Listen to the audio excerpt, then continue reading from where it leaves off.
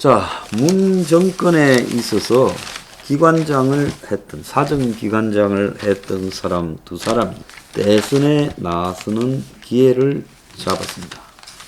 감사원장이 임기 도중에 사퇴를 하고 야당의 대선 후보로 뜨고, 감사원장이 문 정권이 하도 엉뚱한 일을 시키니까 소신을 지킨 부분이 국민에게 어필을 했다, 이렇게 봐야 되는 겁니다. 어떻게 보면 잘했다란 게 아니라 자기 할 일을 했고, 그것도 전부 다 대항한 게 아니라 부분적으로 대항했는데, 공무원이라는 공무원들이 전부 다 정권에 붙어가지고 머리를 숙이고 또 그냥 딸랑거리니까 최재형 감사원장이 굉장히 특별하게 보였던 거죠.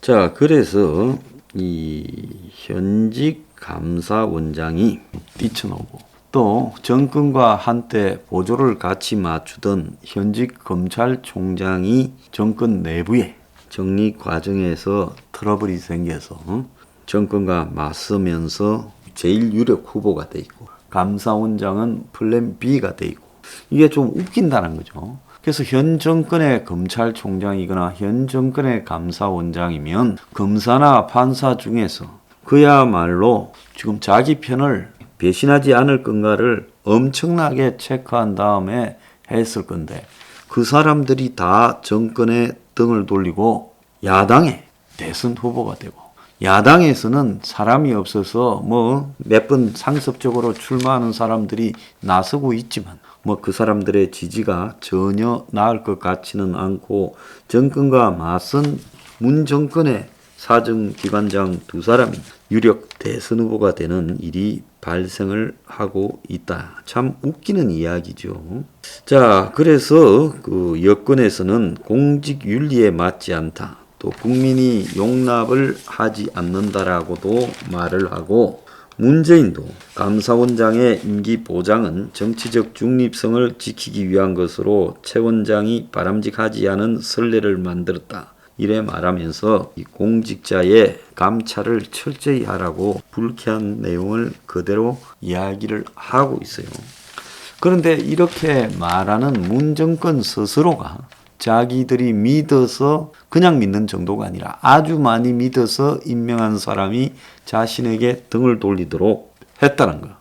아무리 자기 편을 심는다 하더라도 말이 되는 거를 넘어가라 해야지, 말도 안 되는 일을 만들어 놓고 이거는 없던 걸로 못 본 척하고 넘어가라니, 상식이 있는 사람은 거기에 문제를 제기하게 되고, 그러면서 지금 이 사태가 터졌는데, 지금 김기표 부동산 투기꾼이죠. 저런 자를 갖다가 반부패 비서관에 임명하고, 또 25살짜리 여자애, 정치판에서 일찍 얼렁거린 여자애가 1급 비서관이 되고, 또 정무비서관이 농지법 위반 투기 논란이 있고, 이런 일들을 청와대 인사수석이라고 문가리 사무실에서 같이 지냈던 인사수석 여자는 못 본 척하고 그걸 감싸고, 그래서 그야말로 이 정권 스스로가 인사가 망사가 되는 그런 행태들을 자행했고, 그 속에서 벌인 실수가 윤석열과 최재형의 지금 임명이었다는 거예요. 그런데 최재형과 관련해서는 어제 정의화가 최재형의 대변인이냐 한마디를 했어요. 정의화가 최재형과 깊숙하게 관계되어 있다라고 소문이 나 있죠. 그러다 보니까 정의화가 최재형은 맑고 고운 사람이다, 이 말은 맞을 수 있다고 봅니다. 칭찬을 하고. 근데 정의화는 이 여야의 개헌론자로, 대표적 개헌론자로 국회의장을 할 때부터 알려져 있었죠. 그래서 정의화가 최재형을 꼬드겨서 최재형이 대선에 나서면서 임기 단축과 2024년 총선과 대통령 임기를 맞추어서 2년만 대통령을 한다, 이런 이야기를 하고 있다고 김종인도 이야기하고 정의화도 이야기하면서 여러 사람의 복수가 이 이야기를 최재형이 나서는 배경에 개헌과 관련되는 부분이 있다, 이렇게 말을 해왔어요. 그런데 이제 이 문제가 가만히 보면 바지 사장 하나 앉혀놓고 야권의 개헌론자들이 뒤에서 주무려고 하고 있다. 그러지 않습니까? 최재형은 감사원장 되기 전에는 판사만 수십 년 했고 감사원장 됐고 심성은 좋지만 정치권에 아무런 연고가 없어요. 거기에 비하면 이 검사나 검찰 간부를 지냈던 윤석열은 정치적인 부분에서 상당히 최재형보다는 접촉을 많이 하고 감각이 있을 수 있다 봐야 되죠. 자, 그래서 윤석열은 오늘 독자적으로 가겠다고 출마 선언을 하고 최재형은 한 달쯤 숙고했다가 최종적으로 입장을 밝히는데 입당하겠다 이런 이야기까지도 나오고 있습니다. 자, 그래서 윤석열은 어떻거나 당분간 자기 길을 가고 최재형은 곧 국민의힘에 입당하지 않겠나 그렇게 봐요. 그래서 정의원은 최재형을 한 번밖에 보지 않았다라고 말하면서 대선 출마를 지지하고 분권형 개헌을 정의화가 주장해왔고 그래서 개헌용으로 최재형과 손을 잡았다. 이 이야기가 한간에 많이 퍼졌습니다. 그러니까 정의화는 최재형이 개헌과 아무 관계가 없다는 것을 확실히 해달라며 정의화가 부인을 했어요. 내가 의장 때부터 개헌이 소신이지만은 최재형도 대통령이 되면 그런 거를 한번 검토해 봐야 되지 않겠냐 하는 부분이고 정의화가 어제 여의도에서 간담회 하면서 이 이슈가 다시 부각되자 그런 우려는 당연하지만은 대선을 앞두고 이슈가 되면 좋을 게 없다. 대선 이슈에는 정권 교체만 들어가야 된다. 다른 이슈로 정권 교체가 희석되는 것은 나도 누구도 원치 않는다. 이렇게 말을 했습니다. 최재형 원장에게 이제 공이 이렇게 넘어갔는데 7월 중순에 출마 선언하고 8월 초에 국민의힘에 입당한다. 이렇게 말을 하고 있고 동당의 의원들 중에 이 반윤석열, 윤석열이 박근혜 전 대통령 수사를 하고 적폐 수사를 한 데 대해 반감을 가지고 있는 사람들이 최재형 지지를 위해 물밑으로 움직이고 윤석열에 대해서는 다소 냉정하게 했던 이준석이 공존할 수 있는 분이다라고 말을 했습니다.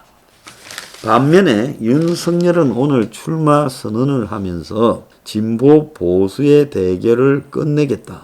그러면서 공정상식, 헌법, 법치주의, 자유민주주의 이런 말을 가지고 이걸 가지고 정권 교체에 나서겠다. 정의, 상식, 법치 파괴 정권으로 문정권을 규정하고 보역 대결 구도를 끝내고 국민 화합을 추구하겠다. 오늘 보면 윤석열이 지금 호남에서 지지가 22% 이렇게 나온다라는 이야기가 있어요.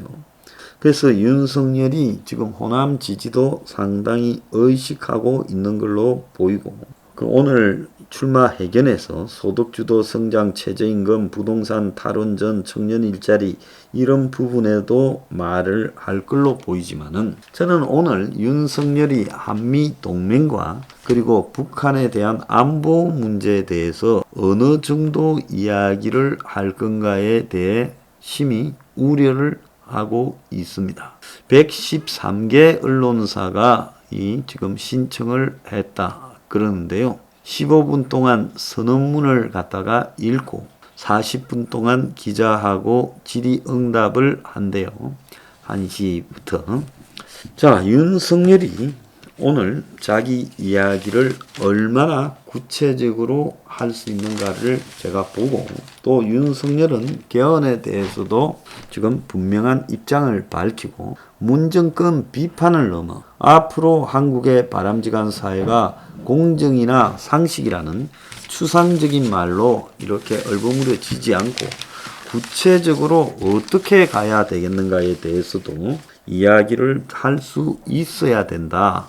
이렇게 생각을 합니다. 자, 그래서 윤석열과 이 최재형 부분을 바라보는 우리의 자세 부분을 제가 마지막으로 좀 말씀을 드리면요. 저는 이 사람들을 배척하거나 무조건 비판적으로 볼 필요는 없지만은 이 사람들이 과연 완주할 수 있을 건가? 또 더 나아가서 이 사람들이 특히 제 방송을 보고 행명 20일 당원과 제 지지자들은 개혁의 가치를 얼마나 말하는가? 자, 이준석이 한번 보세요. 겉으로는 완전한 경쟁을 지향하는 그런 걸 보이고 있지만은 지금 이준석이가 하는 말 속에서요. 우리가 매우 우려스러운 이야기들이 들어있죠.